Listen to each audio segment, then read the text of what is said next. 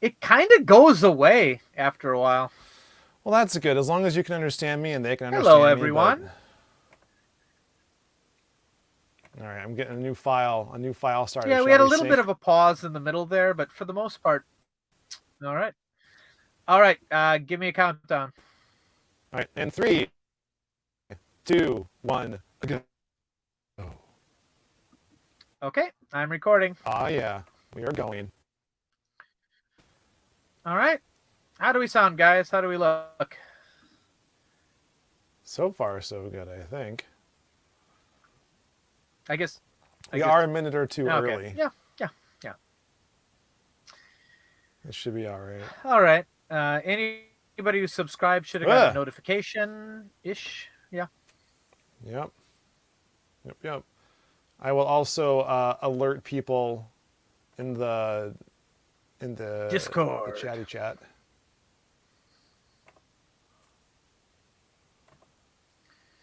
Oops.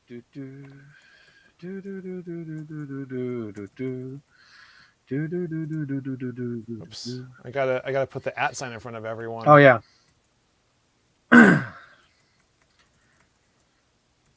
All right.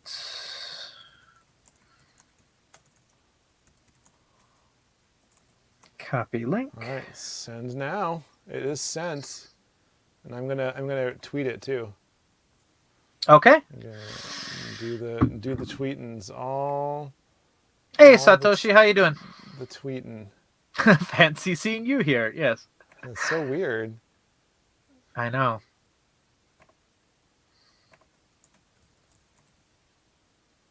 Okay, live now. All right, I'm gonna play the intro again. Okay, I'm ready. I'm ready. Oh, I was born ready. Am I the only one who's ready? Okay. Oh, no, I'm ready too. Here we go. Okay, let's do it.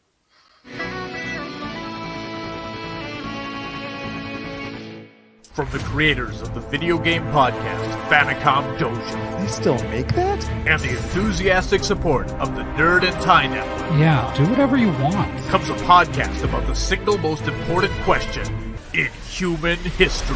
What is the meaning of life? Will I ever find love? Can God create a rock so big even Pumpkin Man cannot How lift can it? I find fulfillment?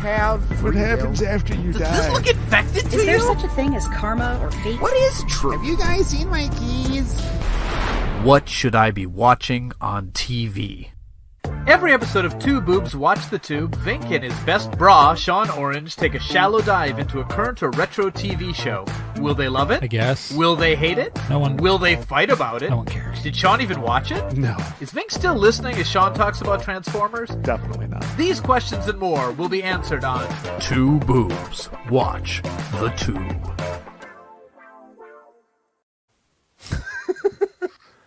I was dancing. That's wonderful. That's just absolutely wonderful. I love it. Well, hey, look at this. Yeah. I don't know if we can do an episode without a half hour of technical problems first, but we can try. All right. Let's see how it goes. Woo! Arika says he wasn't ready. Oh, sorry. We'll muck around for a while. All right. So, welcome to another episode of Two Boobs Watch the Tube, the show that we're doing right now. That is a callback to something, and I cannot remember what it is. I don't know. There's too much stuff in here, like all the things I think about, I know. all this TV. So I guess along those lines, Vink, Yes. why don't you tell me what you watch, what you really watch? Well, let's see. Can I do some pile of shame?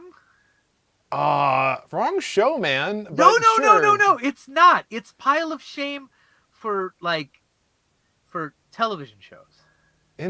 Sure. Okay. Ah. Okay. So I have been picking up some shows when they go on bundle sales on the TV, and I guess it's not a pile of shame, but like I want to watch through the complete series of MASH. You've been trying to convince me. Yes, and I recall. It's really good. But because I watched it all growing up because it was my parents' favorite show, and I watched episodes here, episodes there. But I was trying to watch it sequentially, and I got through the first season, which I enjoyed a lot. But it's just a show that like I guess I have to be in the right mood for, because it's it's a comedy, but it's also quite dramatic. So it's I don't know, but that's what I want to start that again, but like I keep getting distracted by things like Quantum Leap and things like that. So Oh yeah. and so I'm gonna get back to that. So that's on my pile of shame. And what Okay. I've watched recently, I just finished all of Red Dwarf. Oh my God, you kept going. I have to go back and finish series 2 yet. Yep. I watched from episode 1 all the way to the movie The Promised Land. And I watched so many making of documentaries in between. I watched the main documentary for seasons 1 through 8 on the DVDs. And I watched the American Pilots again, and I did not do the commentary, but that's the next step, to watch. Where the can you episodes find with the American commentary. Pilot? Well, there was a documentary put together about the American Pilots on season 5 DVD box set. Okay, I have that. And other than that, the pretty crappy quality versions of the pilots are on YouTube. Okay. So for those who don't know, Terry Farrell of Deep Space Nine fame was the cat. And Holly was played by what's her name from Frasier? No. Yes. Yeah, her. Oh my goodness, why can't I remember her name? The British girl. Oh, yeah. I can't remember her name either.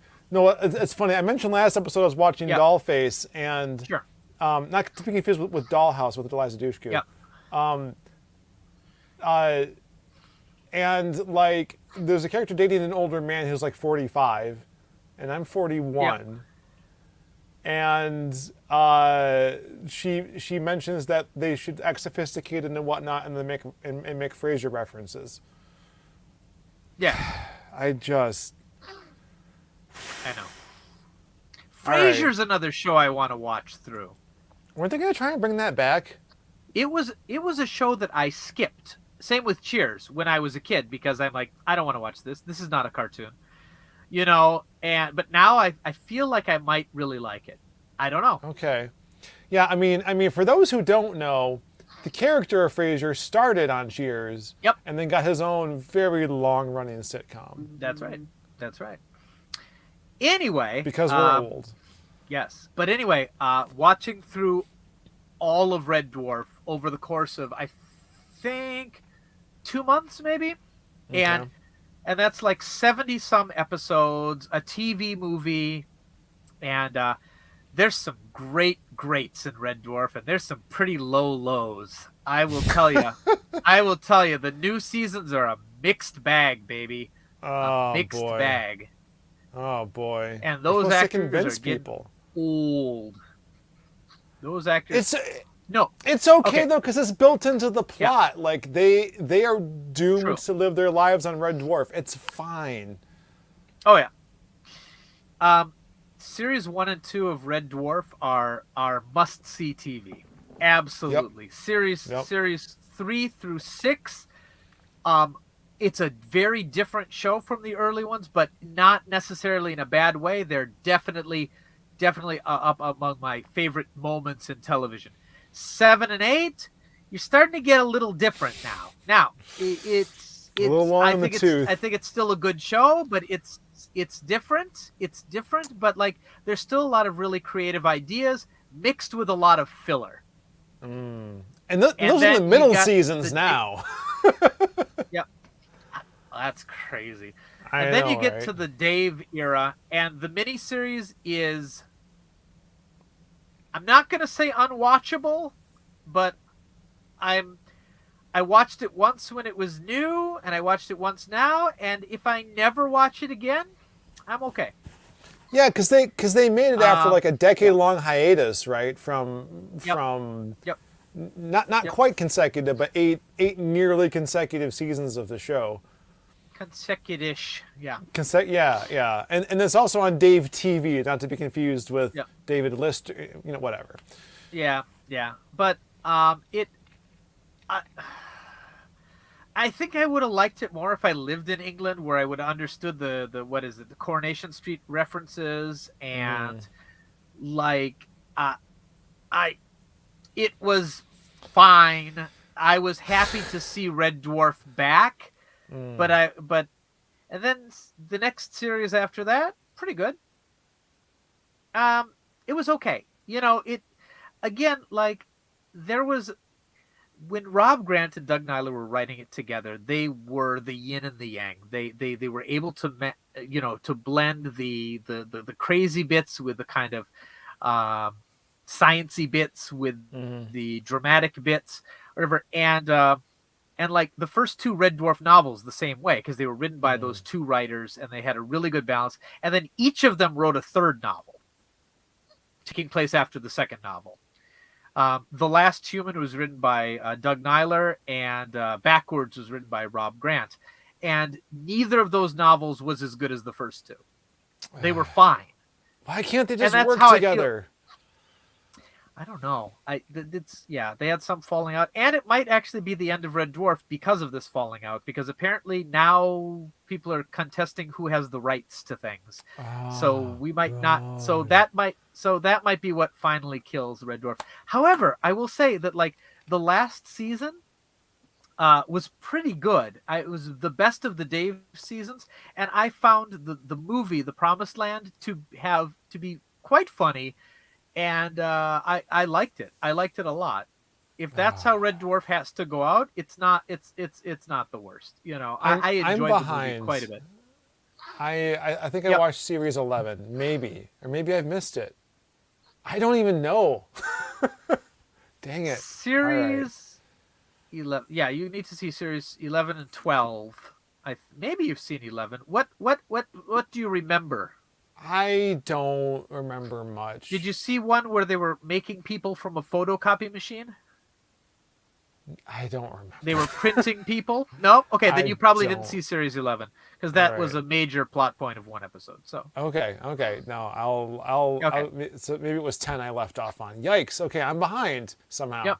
Well, you could get caught up really easy. You could just buy a 1-month subscription to BritBox. I probably need to for various I had reasons. to buy these from Apple TV, so like the last two seasons cost me some money. Right. I'll cancel Netflix and I'll get BritBox. Call back to last episode. I'm not going to repeat myself. Just go back and listen to that. How long are these seasons? Between 3 and 9 episodes, depending on the season. Right. The miniseries was 3 episodes. That was season 9. The longest seasons are season 7 and 8, which each had 8 episodes, but almost every other season is 6 episodes. Okay. That was our comment from Argus. Argus. Yeah. How long are these seasons? And the episodes are half hour. Yeah. It reminds me of that Simpsons thing, and it was the longest running British show ever at 9 episodes. Right. Something like that. And now all new TV is like this in America. I know. I know. That's just how it goes. Don't you remember when it used to be for better or for typical? worse. Well, let me tell you, we were growing up, it was 26 episodes. Yeah. Yeah, 22 to 26. Like Farscape's like that. Quantum Leap's 22 episodes a season after you get past the first one. Like it's kind of daunting how much TV you have to watch to get through a whole season. But I'll compare this to something I have been watching. Lost in Space. Ooh. The new one, the Netflix one that I'm going to cancel. Gotta finish season 3 before I cancel it. I watched series 1. Yeah. Oh, yeah. Well, should we do one about that then? Do you want to? Right now? Not right now. Later. Yeah. Put it on the docket. Okay, yeah, I'm interested to talk about it because it's interesting. But I've moved Yeah. on to season 3 now, and things are happening. But like this and other shows, the pandemic has definitely affected their production schedule, and certain characters have aged a lot in the intervening years. It doesn't ruin anything per se. They work it into the story, but Lost in Space is like this. The Witcher is like this. I watched the second season of The Witcher, also a Netflix show, and I was convinced they had changed the actor for Cirilla because it had been like 2 years since they made the first season. And no, it's just she like darkened her eyebrows or whatever, or they unlightened them like Thor from the first movie. Whatever. She seemed so different in the intervening 2 years. I thought they recast her. It just happens. Yeah. I was wrong, but yeah. Anyway, it's hard. Like Cobra Kai takes place over the span of like a year, maybe, but it's been 4 seasons. I mean, I think most of the actors were already above high school age before it even started. So as you would expect, I mean, it's Happy Days all over again, pretty much. But I guess apart from those shows, I've also been I watched all of Hawkeye, which is the Disney Plus superhero, the latest Disney Plus superhero TV show, which I didn't know if I was going to enjoy, but I did very, very much. And it has, what's her face? She's from the Bumblebee movie. Oh no, I forgot her name. A reoccurring theme in this show. Yep. Yep. Hold on. Good Lord. She plays, boy, I just watched it and you think I'd remember anything about it at all, but I've been watching a lot of TV, guys. Haley Steinfeld. And she plays, I don't know that much about Marvel characters, you guys, so I'm not sure if the character that she's playing is like a mainstay in the comic book world or not. Kate Bishop. So she's like she's like the one kid in the world who Hawkeye was her favorite superhero and gets to finally meet him under very precarious circumstances, and it kind of goes from there. I will not spoil what they do by the end of the season, but suffice to say, there will be tie-ins to other Marvel TV properties that legitimize, again, some of the Netflix stuff. Also, there's a tie-in to the Black Widow movie. If you haven't seen that, I recommend you watch that first. It's a good flick. Okay. You should watch it. It's getting harder and harder to keep the timeline straight, though. It's true. It's true. But anyway, it was a lot of fun. I got a story that'll interest you. Okay. So there's all kinds of Spider-Man hype, obviously, because of the new movie going on. Yeah, so I didn't see it, man. Do I look like the person who's seen the new Spider-Man? No. Fine. But it's playing in theaters in my town. We actually have a theater for the first time in 15 years. We have a movie theater, and I was thinking, man, I'd like to see a movie. And it's mainly just Doraemon movies, Pokemon movies, Japanese movies, and the occasional superhero movie. So this one was playing, and I'm like, maybe I can get my daughter interested in to see a Spider-Man movie. So I thought I'd show her the Tobey Maguire Spider-Man movies. Right. Topical. So I put one of them on. I put one of them on. We watched about 15 minutes, and she looked at me, and straight face she said, Dad, I'm more of a DC fan. And I'm like, what? I'm like, what? Oh no! How do you even know that that's a thing? How do you even know what DC is? Right? And it's because of what's going to be in our next episode. Yes. She fell in love with that universe. She fell in love with that universe at an early age, and those are the characters she loves. How? Okay, I'll say that for that episode. because I have things to say. Yeah. But suffice to say, Anyway. I watched as much Teen Titans as Cartoon Network would let me, the streaming app. Oh. Oh, okay. Oh God. It's not on okay. your Netflix? It's not on your Netflix? I could double check. I mean. Oh, the whole run of Teen Titans is on Japanese Netflix. Jeepers, maybe I goofed, man, because I just went to the Cartoon Network app, and it was mostly Christmas themed at the time too. So I'm looking right now. Okay. Teen Titans Go. Yeah, nothing. Yeah. There's the DC Superhero Girls, which had a crossover on an episode that I saw. Okay. So that's interesting. Batgirl, Yeah. Zatanna, Supergirl. Yeah, I don't want to spoil it. That's another episode. I'll have more to say later. Is Japanese Netflix better than the US? No, but it's different. Yeah, they have It's different different. licenses for the things that you would find on like 20 different streaming services in the US. Yep. For example, Amazon in Japan does the Stars programming, for example. The programs from Stars. And a lot of the Hulu thing and a lot of the HBO programs are on Hulu in Japan because we don't have HBO Max.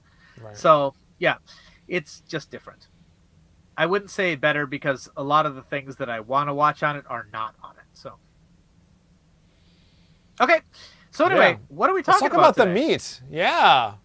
We're really far afield of the main topic. We It's are. sort of a, we already had the beef Wellington, so what would this be more of? It's like competing flavors, I guess. You got the light meat and the dark meat with this one. Ooh. Yeah. It's a turkey loaf. You remember the turkey loaf, right? And then, it was like this block of meat, and like half of it was white and half of it was dark. Sure. Yeah. It's almost like more like a turducken. And you kind of liked it, but it was also kind of evil. Yeah. There you go. I like it. I wonder if they still make. I wonder if they still make. I Yeah. wonder if they still make turkey loaf.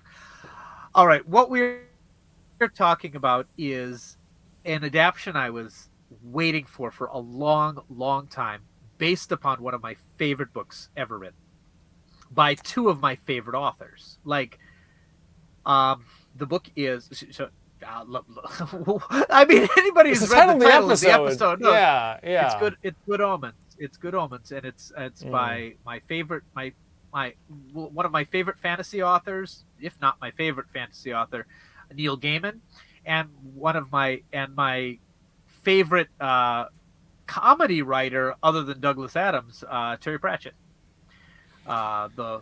who sadly passed away. Oh, it's been a few years now, but man, what a he was a prolific writer. You know what I mean? Like Yet I have never read a single Terry Pratchett anything. I know. He was more fantasy than sci-fi, right? So I was like into the Douglas Adams thing, hardcore, but like Terry Pratchett was like the Douglas Adams of fantasy, right? Yes, so yes, that's how it was often billed. Yes. Fantasy is like, it's got to be a specific thing for me to be into it. Apparently, The Witcher fits the bill. I thought you were into fantasy. You're like a big Dragon Age fan and stuff like yeah, that. it's specific. Do you know? Listen. Yeah. Now that I've gotten into more fantasy, that I've read more of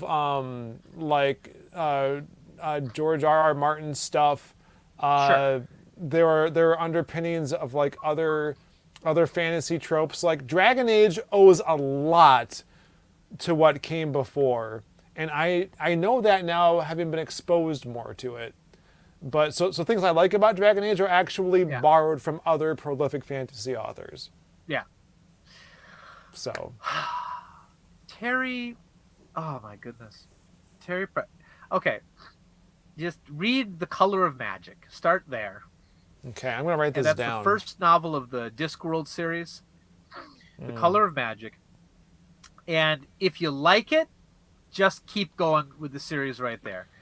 Now, if you don't like, it's basically It's Harry Potter before Harry Potter.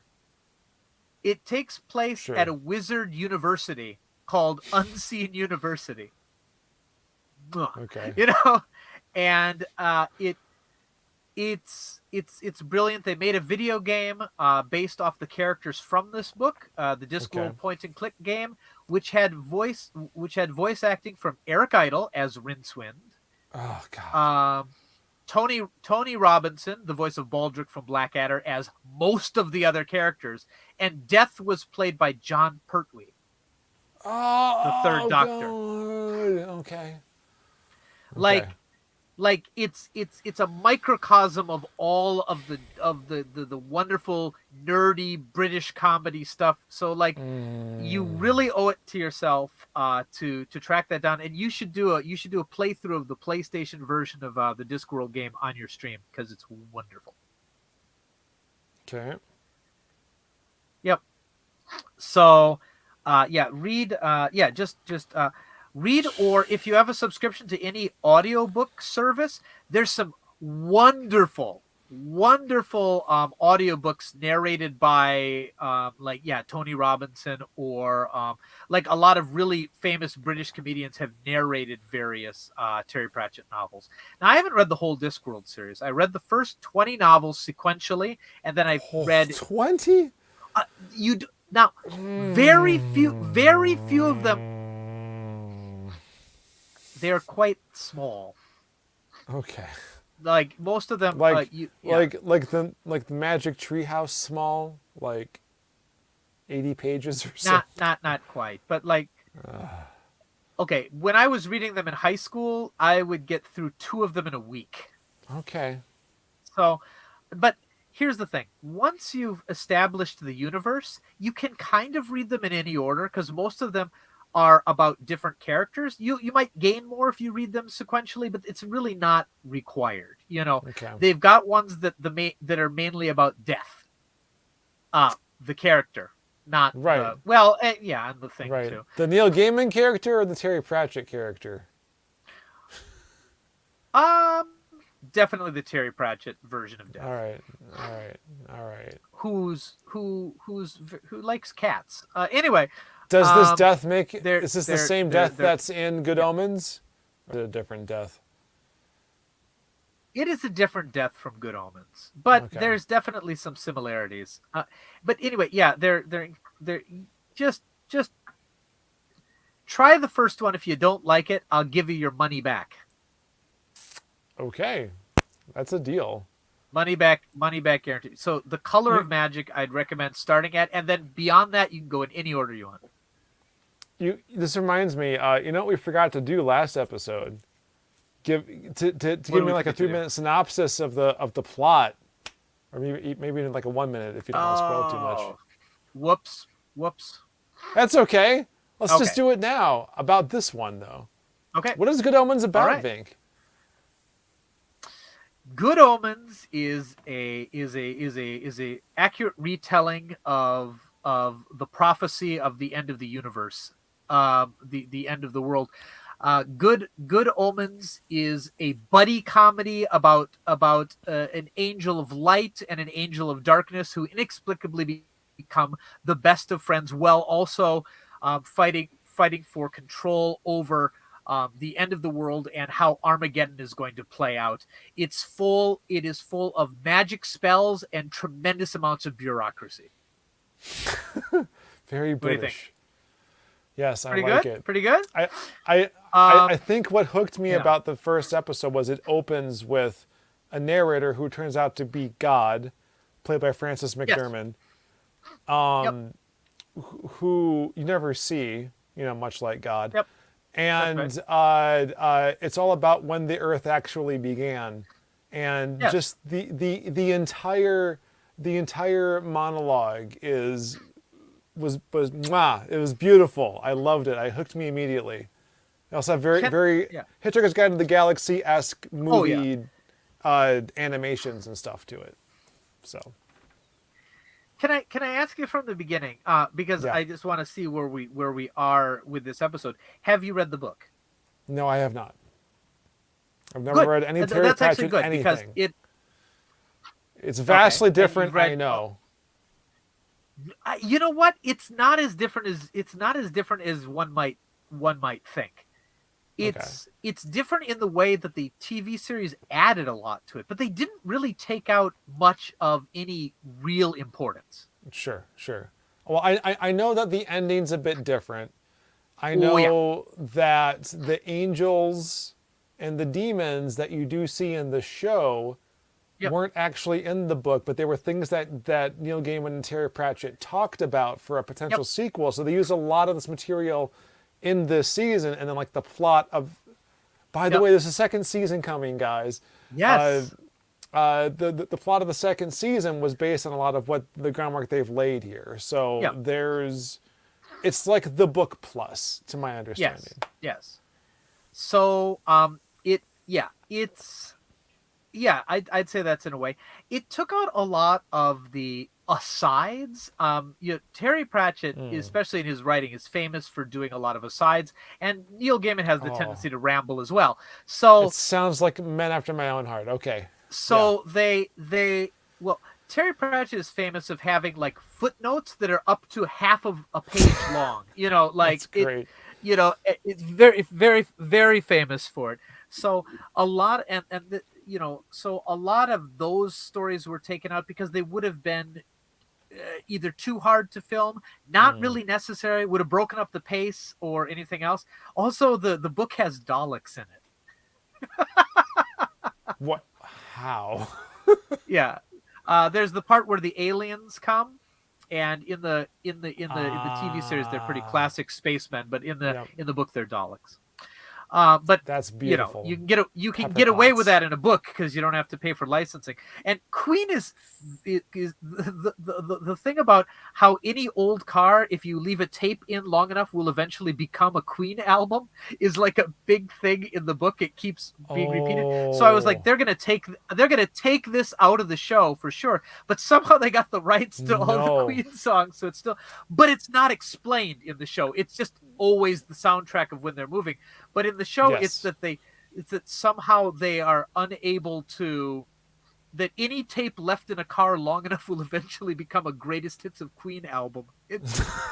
What?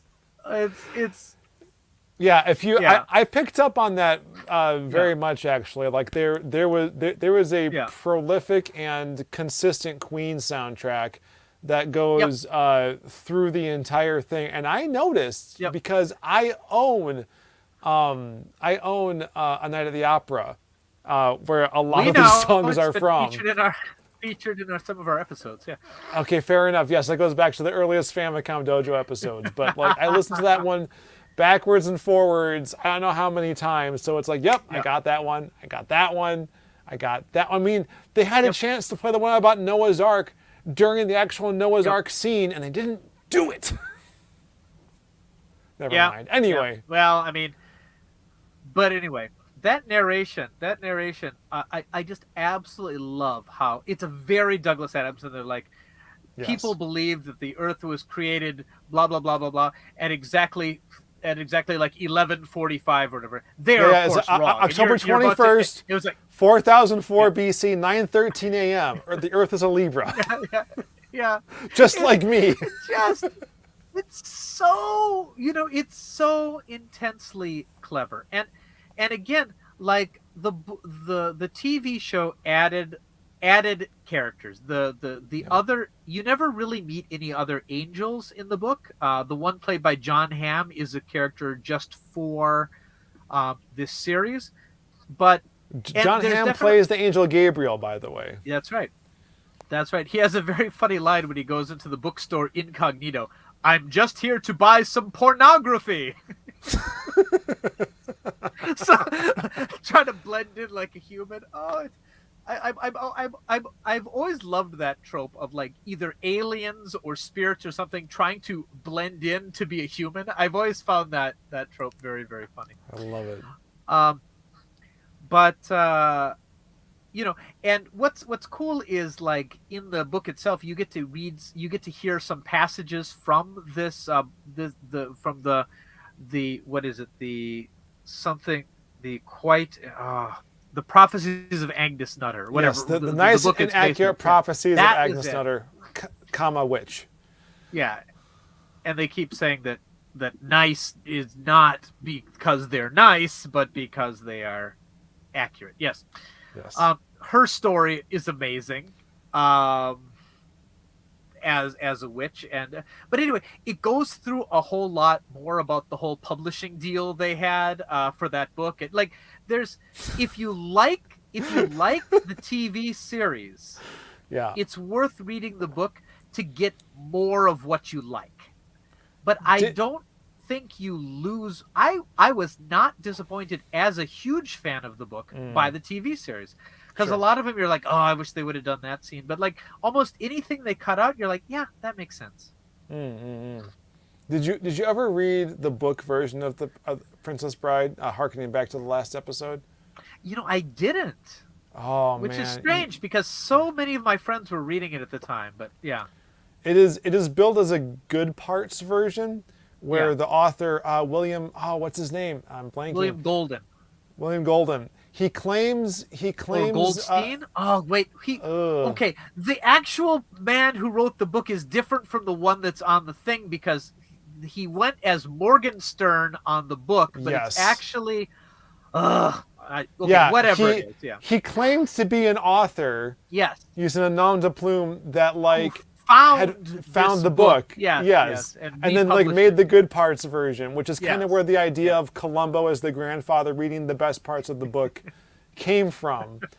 But he mentions how he left out these vast tracts about the hairstyles of the Florinese women at the time and then just got to the main meat of the story. This entire forward you absolutely have to read to get the context of what this story is about. It is incredible. And the fact that they made that into a movie that everyone loves is even better. So I feel like this show is that for this book. Oh yeah. I would think so. And I found it enjoyable the whole way through because there's also things that they added that were really nice. It was definitely a point of the angel. Oh goodness, what's the name? Aziraphale's the main angel. Am I saying that right? And then Aziraphale and Crowley, formerly Crawley, is the demon. Yep. The demon, and their relationship is definitely a big part of the book. But it's more of a part of the TV series. More screen time is devoted to it than page time in the book. And I think that was a good decision because that was always one of my favorite parts of the book. So their relationship is expanded upon more. Unfortunately, it is at the expense of the part with the kids being brought down a bit.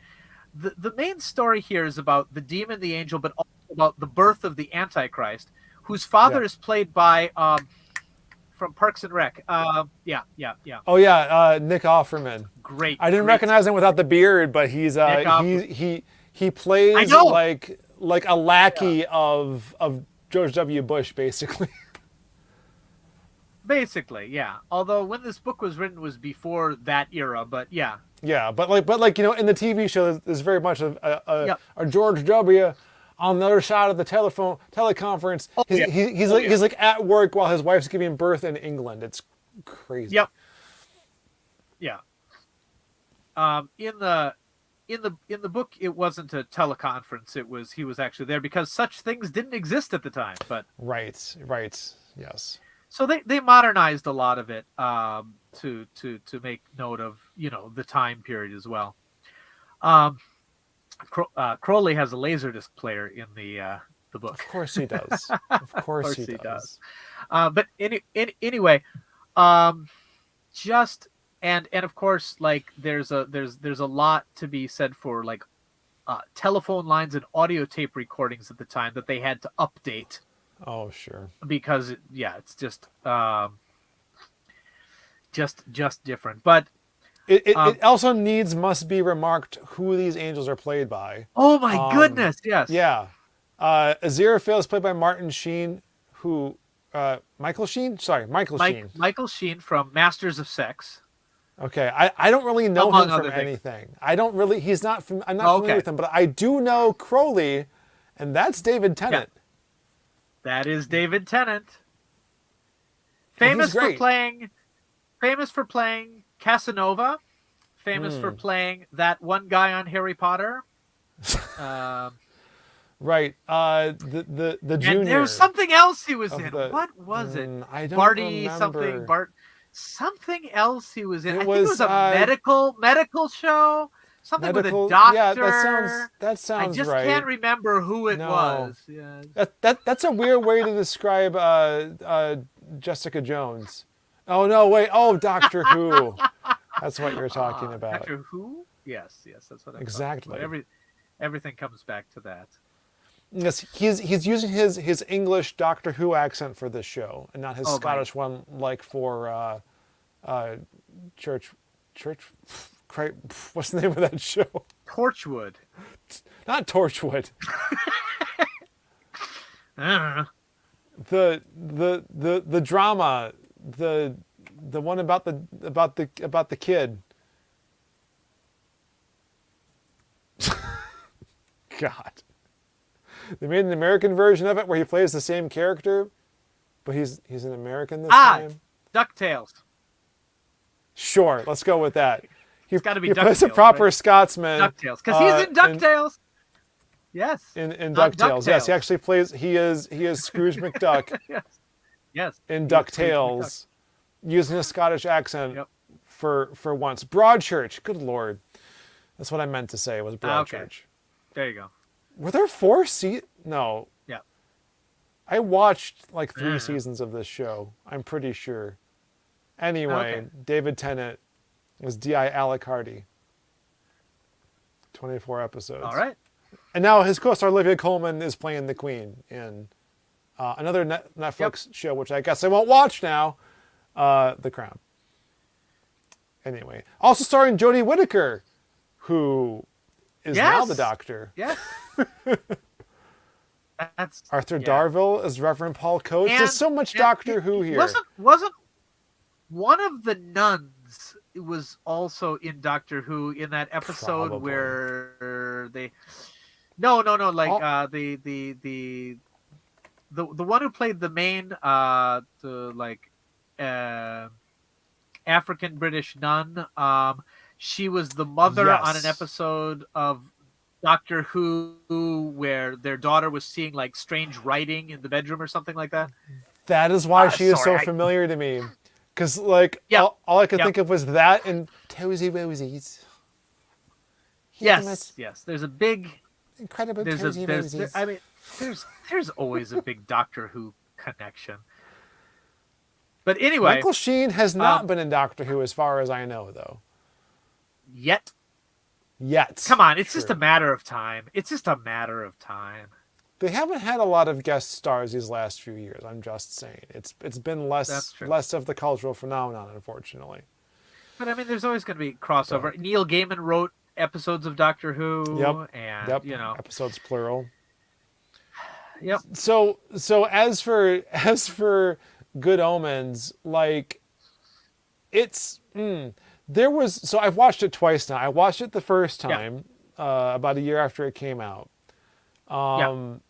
Possibly on your recommendation. I don't recall, but I watched it again in preparation for this episode, and I realized there was a whole mountain of things I forgot.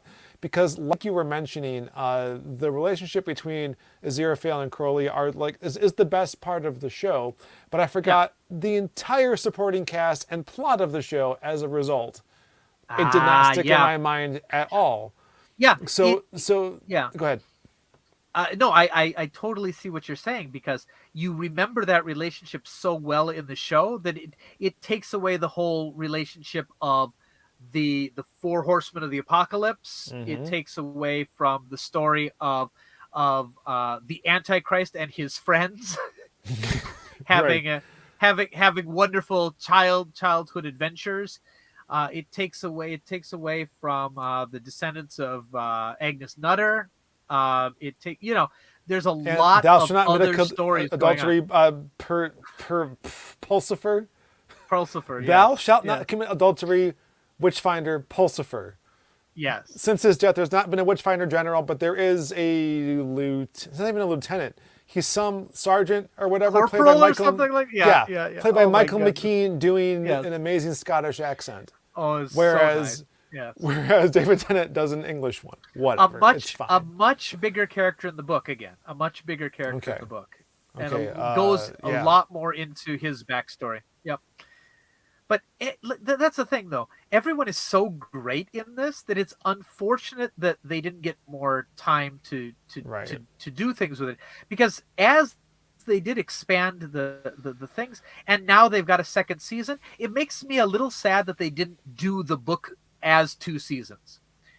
But now they have the time to, maybe they can take some of the bits they cut out of the book, because a lot of it was backstory anyway, and they can put it, I'm sure they can throw it into the story somewhere, because you get to hear like the history of the whole Witchfinders and things like that, and that got cut out. But you could easily put that back in a series too, because it wasn't necessary for the plot to advance, but it's definitely fun to have. Yeah, I was mixed, right, on all these side characters, because like going back and watching it again, I was starting to feel like it was detracting somehow from the story, when in fact it was the point of the whole story. Yeah. So like you have the Antichrist. So the first episode starts where there's this whole plan to do a big switcheroo with these babies, and then like the Antichrist is supposed to be switched with the child of Nick Offerman's kid, right? Yep. But it gets goofed, so they spend 11 years trying to raise this kid to, like, not be too good, not be too evil, and keep life going on Earth. But they get the wrong kid because life finds a way. So they only have a week to stop the apocalypse after this. So that's the plot of the show. Spoiling that is not a huge deal, I don't think. And like Cerberus, the Hound of Hell, is coming to be a familiar to the Antichrist, but he gets renamed Dog because cute little because this boy has never been raised to be evil. Right. Right. It's the whole idea of nature versus nurture on there, because like he's it's very, very interesting. But then you have this whole plot with like the descendants of Agnes Nutter, Anathema Device, which is such a great name, and Pulsifer, I forget the guy's actual name, but he's the descendant or like great nephew or whatever. Thou shalt not commit adultery. Yeah. Yeah, and he gets recruited into the Witchfinder army by Michael McKean's character. Like there's a lot of tropes getting thrown around here, but like everything about this show is basically about subverting them. Like Anathema is like, I am a witch, and then this Witchfinder finds her, and it becomes this cute meat thing instead. Like it gets turned on its head, and then like Michael McKean's character becomes very much about finding the witches himself, and stops being such a dink, I guess. Like, guys, there was the Salem witch trials and stuff, but if you want to really get back to the witch burn-ins, you got to go to King James I of England. That's when they knew how to do witch burn-ins. I mean, Salem, you and your newfangled witch burnings. You want to talk about Doctor Who? They actually covered this, where oh god, I just blanked on his name. I had it a second ago. Oh no, hold on. I'm so sorry, everyone. Do you remember we talked about? I mentioned to you that Josie and the Pussycats is a worthwhile film to watch. Yeah, and I went like Alan Cumming. There we go. Okay. Alan Cumming, because this came up during the Schmigadoon episode that we did recently. He plays the obviously very gay Mayor Mayor Menlove. He plays James the Spoilers. First. Yeah. He plays James the First in this episode of Doctor Who, with Jodie Whittaker, because she's the Doctor, so obviously she shows up in 17th century England. She's got to be a witch, right? Like you do, yeah. So, but he like plays up like James was pretty much confirmed as bi. Yeah. And like he plays that to the hilt, pun intended. Yeah. Just saying, lots of witch burnings going on in England well before they brought that stuff to America. Yep. So this is a great way to make light of terrible, awful history. You know what? The American remakes are never as good as the original British version. Oh, God. Although I did see this wonderful video someone posted in our Discord of celebrating 50 years of American Doctor Who. I'd never seen it before, but it was like who the doctors would have been through. Did you watch it? I did not. I didn't know this. Okay, Where was this? Link it in the show All notes. right. It's in our.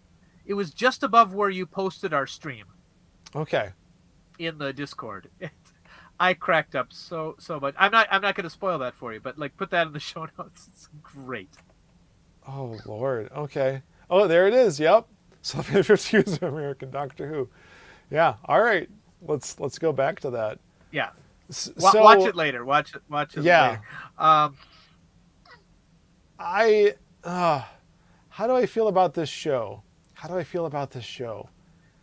The plot really was secondary to me. I didn't care. There was a whole episode about like Aziraphale and Crowley's relationship, or at least half of it was about their relationship for the last 6,000 years or so, and it was phenomenal. And that was the highlight of the show for me. And then there was plot after that, and I was like, okay, well, I guess we'll get through the plot. From what I've heard, like when they were able to get such two absolutely phenomenal actors with such good chemistry, like I'm sure they filmed way more. Like with any show, you film twice as much as what actually makes the episode. You edit stuff out, but it seems like they cut other things in order to let that be the primary relationship. I was intensely entertained, but you're right. When you try to describe what happens, everything else is very secondary, but that's okay. Yeah, I don't know. I was absolutely very okay. entertained by the whole thing. I was very entertained, but I wonder. But since I read the book and knew how it ended and knew what was going to happen, well, again, the ending was a little different, but know what they were basically going with, I could just focus on the amazing set pieces, like when they were describing the switcheroo of the babies and they were doing the card. That was so.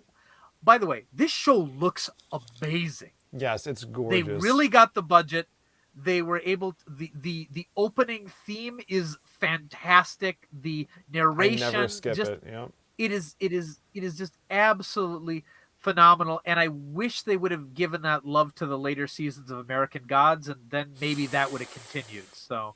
Because American Gods starts out pretty strong, but boy, do they go far afield with characters who were just like interstitial characters. It gets kind of wild. But anyway, I thought, there's a lot of love. I think Terry Pratchett would have loved it. I think he would have really. Right. I think he really would have liked it. I mean,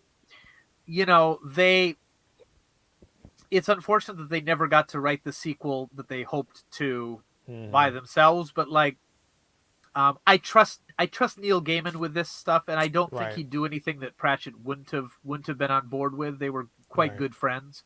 Right. But at the same time, series 2, I wonder, like, yeah, I understand. But the thing is, like,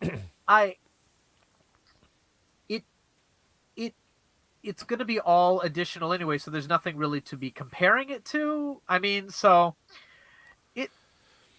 I'm looking forward to it. I'm very much looking forward to it. I wish, again, I wish that it had been a little longer than a 6 episode, because it's quite a meaty book. Yeah. American Gods was turned into, like, they only got through halfway through that book after, 3 seasons. three Yeah. seasons of hour-long episodes, Yeah. So, They added like, so much padding though. they did, but for American, so Good Omens is about half the length of American Gods as a book, but I felt okay. Good Omens is the Lord of the Rings series, and the TV adaptation of American Gods is like the movie adaptation of The Hobbit. That is accurate, sir. You know what I mean? Like, okay, we're gonna cut most of Lord of the Rings out. We'll just put in the bit, the good bits, and get through 3 books and 3 movies. Okay, much thinner book. Let's make it into 3 movies. Yeah. Good lord. Well, they pulled them like from the Silmarillion. Never mind. Anyway, So you know what? Sylvester McCoy was in that. That's true. Got to bring a Doctor Who reference. For some reason, Radagast the Brown. Doctor Who because of all of the poop. Yeah. So Good Omens, like, having not read the book, for all of like its trope subversion stuff, and kind of the thing I would expect from a British absurdist author, is like, it takes very seriously and literally at least at face value, like biblical literalist. That's right. Like interpretations of how the world works, which is but very it uses fun. It, it's incredibly fun, but it also uses it as a way to really question, like, religious fervor and fanaticism. Oh, sure, of course. Like the angels and demons are hell-bent, no pun intended, on having this great war to end all wars, which Revelation promises is coming. The whole thing with Agnes Nutter's nice and accurate prophecies, which are indeed very accurate, are like living your life by what happens in that book. And I won't say a lot about how it ends, but there is a point where the characters have an opportunity to keep going with that, or sort of like write their own story. And I won't say what they do. There's a tremendous idea of predeterminationism in this, and at the same time, there's always like little things throwing wrenches into the plan, the great plan, the ineffable great plan. Wait, the great plan's ineffable? It's so good. It's very interesting how like it takes at face value that demons and angels are real, but it also makes them the most, like, bureaucratic, like, they don't really care about Earth one way or the other. You know what I mean? They're like all seeing, but it's just a set piece in their thing. And the reason why you relate to these two characters is because they've become contaminated by falling in love with the Earth. Right. And it's they spend the first episode drinking. And they're not supposed to do that. I don't contaminate my heavenly body with this crude matter. What's so wonderful is, like, after they've been drinking, they can instantly remove their hangover because they are like angels or whatever, and so they didn't even need to drink in the first.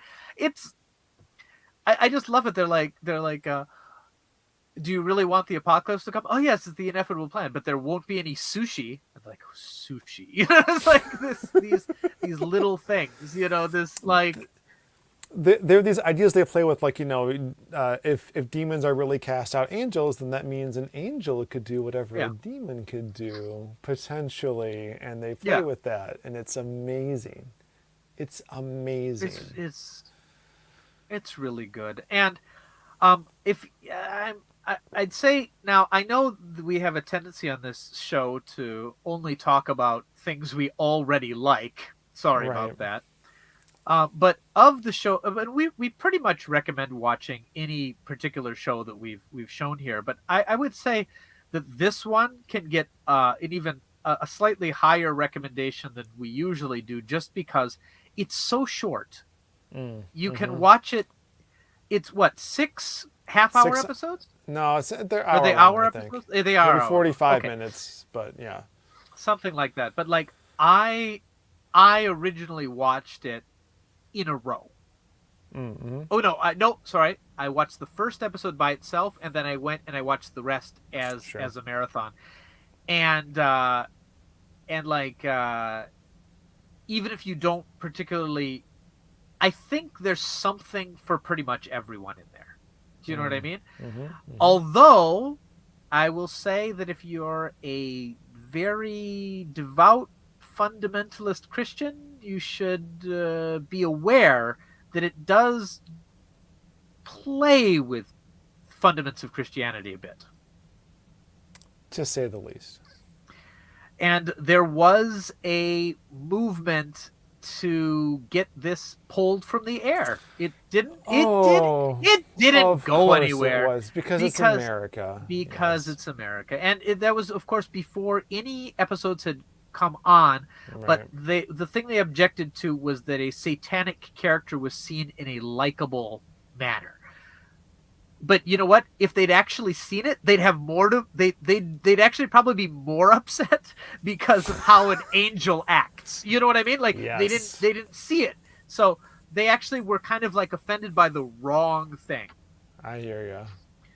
But well, I actually have a hard stop, so we're gonna have to skip the mailbag bit. But that's fine. Don't think anybody's here for it anyway. Okay. But yeah, come back again, y'all. We got a couple more things to talk about. Oh yeah. Next episodes. So we've hinted at them. So. All right, I'm gonna play the outro. All right. So okay, I guess. Play me out, Sean. Play me out. Well, I'll just play it. Thank you for making it to the end of another episode of Two Boobs Watch the Tube. If you would like to support these boobs, please subscribe. Like us on iTunes and tell a friend. If you want to give us a big push up, donate to the Famicom Dojo Patreon found in the show notes. There you can also find info about sponsoring an episode and also info about the other great shows, and one bad one, on the Nerd and Tie Network. Until next time, keep it classy. Okay. Tune in next week when we reveal what the bad show is.